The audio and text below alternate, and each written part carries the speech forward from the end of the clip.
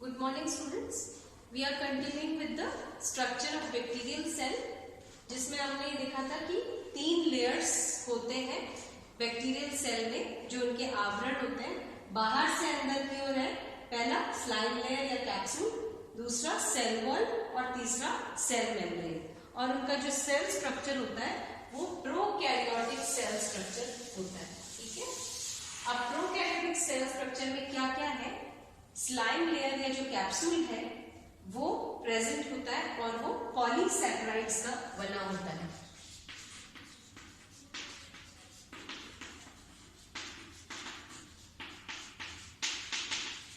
अगर पॉलीसैकेराइड्स के साथ नाइट्रोजीनस मटेरियल भी प्रेजेंट हो, दोनों चीजें साथ प्रेजेंट हो, तो ये स्लाइम लेयर कैप्सूल कहलाता है। अगर स्लाइम लेयर सिर्फ पॉलीसैकेराइड्स का बना होता है तो वो स्लाइम लेयर कहलाता है। अगर उसमें पॉलीसैकेराइड्स के साथ नाइट्रोजीनस मटेरियल भी प्रेजेंट होता है तो वो कैप्सूल कहलाता है। तो कुछ बैक्टीरिया कैप्सुलेटेड होते हैं, कुछ बैक्टीरिया नॉन कैप्सुलेटेड होते हैं। तो कैप्सुलेटेड वो जिसमें कैप्सूल उपस्थित है, नॉन कैप्सुलेटेड वो जिसमें कैप्सूल उपस्थित नहीं है। तो जिन बैक्टीरिया में कैप्सूल प्रेजेंट होता है वो ज्यादा रेजिस्टेंट होते हैं। जब एंटीबायोटिक्स उन पे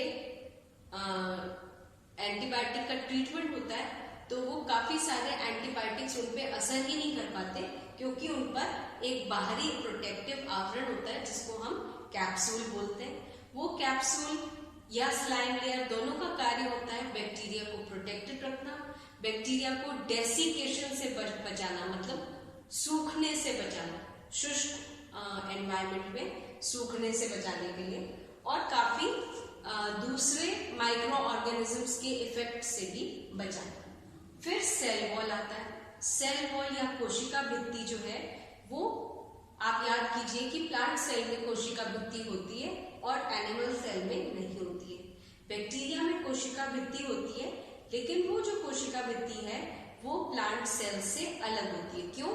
क्योंकि प्लांट सेल का जो सेल वॉल है वो सेल्यूलोज का बना होता है। आपको अच्छी तरह ध्यान होगा कि प्लांट सेल्स का सेल वॉल सेल्यूलोज का बना होता है, लेकिन बैक्टीरियल सेल में जो सेल वॉल होता है वो एन एसिटाइल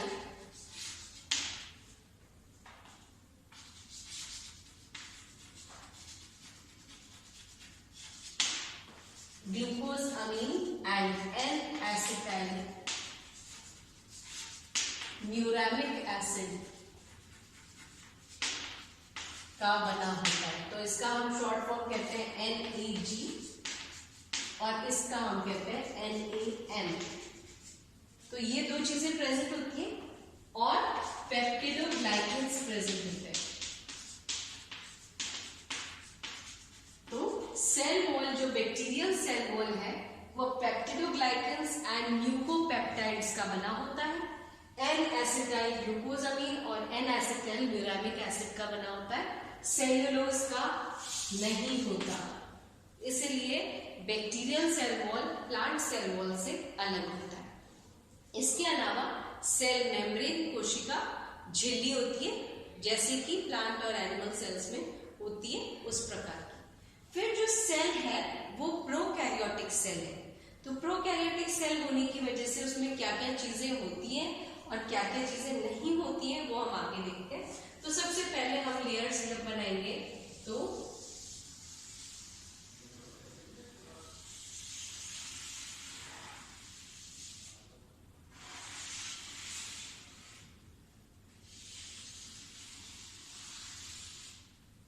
ये तो हो गया फ्लैजिलम।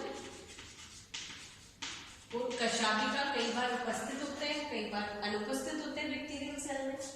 ये हो गया स्लाइम लेयर या कैप्सूल, जिसको जो भी आप कहना चाहो, डिपेंड करता है वो कौन सा बैक्टीरिया हम स्टडी कर रहे हैं या टिपिकल बैक्टीरियल सेल की बात कर रहे हैं। तो ये स्लाइम लेयर या कैप्सूल है।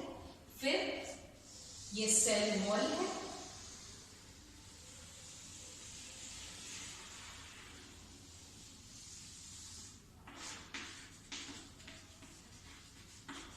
और फिर ये सेल मेम्ब्रेन, सबसे अंदर सेल मेम्ब्रेन।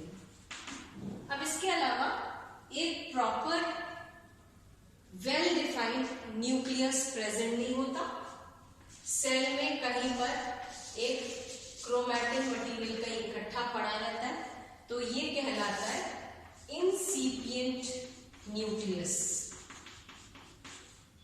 इंसिपिएंट न्यूक्लियस, न्यूक्लियोइड और जीनोफोर।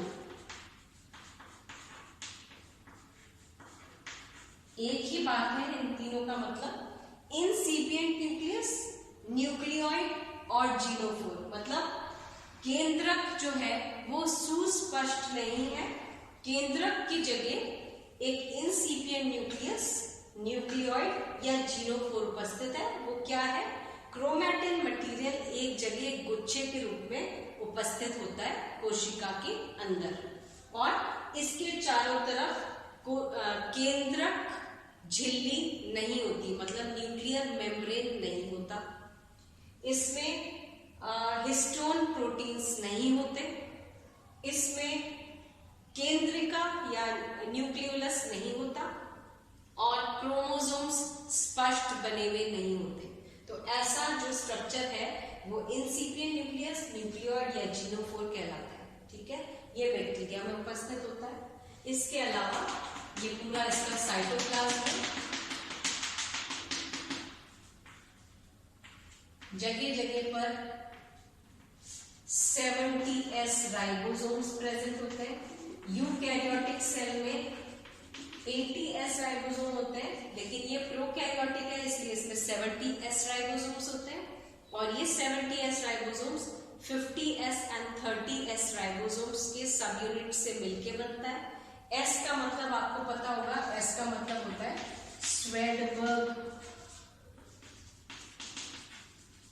यूनिट, और 70s जो है वो 50s प्लस 30s दो सब यूनिट्स का बना होता है। इसके अलावा इस कोशिका में कोई भी झिल्ली युक्त कोशिकांग नहीं पाए जाते हैं।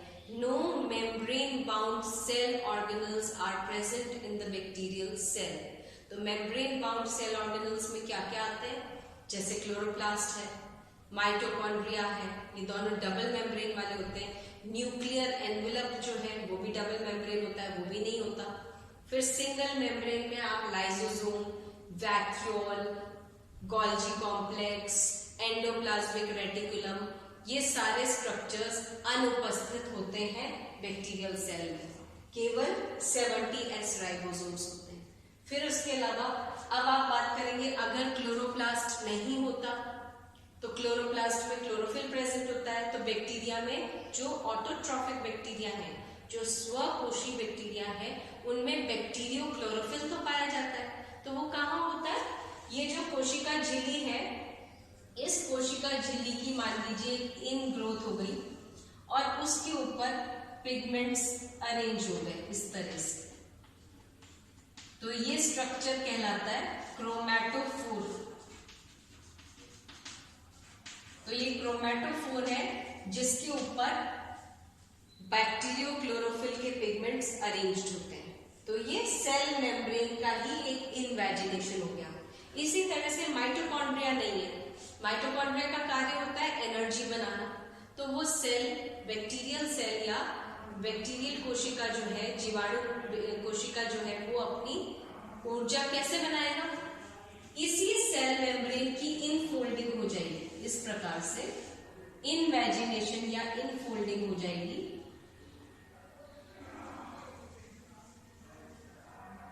और ये इनफोल्डिंग या इनवेजिनेशन कहलाती है मीजोजोम।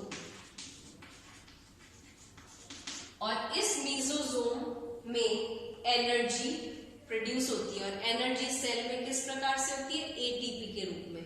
तो यहाँ पर एनर्जी का प्रोडक्शन होता है। तो ये सेल मेम्ब्रेन की ही इनवेजिनेशन, अंदर की तरफ मुड़ के इनफोल्डिंग होके जो स्ट्रक्चर बना वो मीसोसोम कहलाया।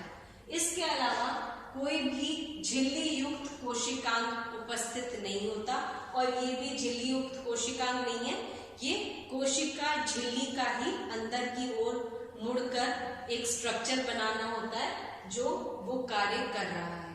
ठीक है, इसके अलावा कई बैक्टीरिया में एक्स्ट्रा न्यूक्लियर डीएनए भी उपस्थित होता है, और वो एक्स्ट्रा न्यूक्लियर डीएनए सर्कुलर गोलाकार वलय के रूप में सर्कुलर और न्यूक्लियस के अलावा एक डीएनए उपस्थित होता है जिसको हम प्लाज्मिड बोलते हैं। तो ये प्लाज्मिड्स भी बहुत बैक्टीरिया में पाए जाते हैं। तो ये सर्कुलर एक्स्ट्रा न्यूक्लियर डीएनए होता है। क्या होता है? सर्कुलर एक्स्ट्रा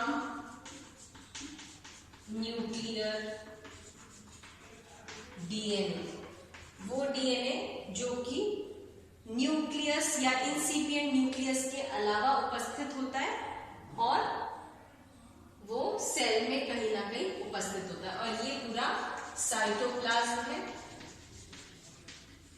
जो अंदर साइटोप्लाज्म उपस्थित है। और क्या हो सकता है इस सेल में? फ्लैजेलम उपस्थित हो सकता है, जो चलते हैं, जो बैक्टीरिया अचल हैं उनमें फ्लैजेला या कशाभिका उपस्थित होती है, जिनमें जो अचल है वो उनमें फ्लैजेला उपस्थित नहीं होते हैं। और फ्लैजेला की संख्या भी अलग अलग हो सकती है, एक से अधिक। इनका अरेंजमेंट भी अलग अलग हो सकता है, वो हम आगे पढ़ेंगे कि एक फ्लैजेला है या दो फ्लैजेला है या दो से अधिक है, या किस तरह से इनका जो अरेंजमेंट है, विन्यास है, वो हम आगे अगली क्लास में इसके बारे में देखेंगे। ठीक है, तो ये structure of typical bacterial cell है जो आपको ध्यान में होना चाहिए। Thank you.